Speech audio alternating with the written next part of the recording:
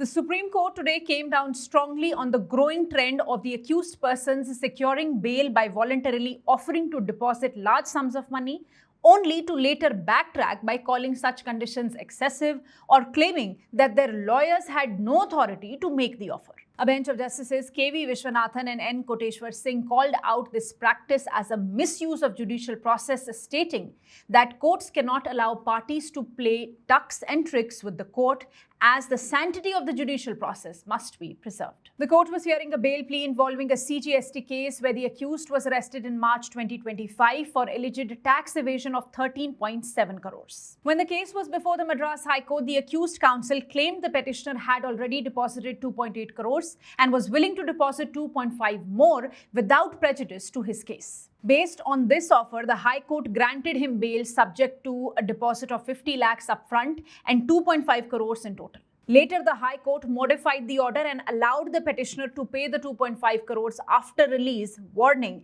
that failure to do so would cancel the bail.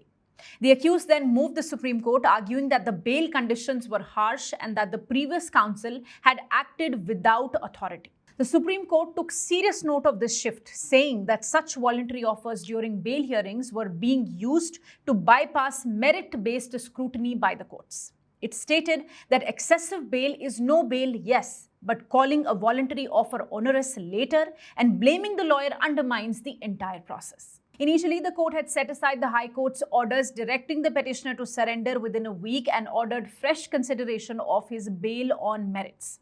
But later, considering personal grounds, including his wife's pregnancy and aged father, the court chose to maintain the earlier payment condition as an interim measure for bail. The bench stressed that courts must remain alert to such tactics that, while personal liberty under Article 21 is vital, respect for judicial integrity cannot be compromised.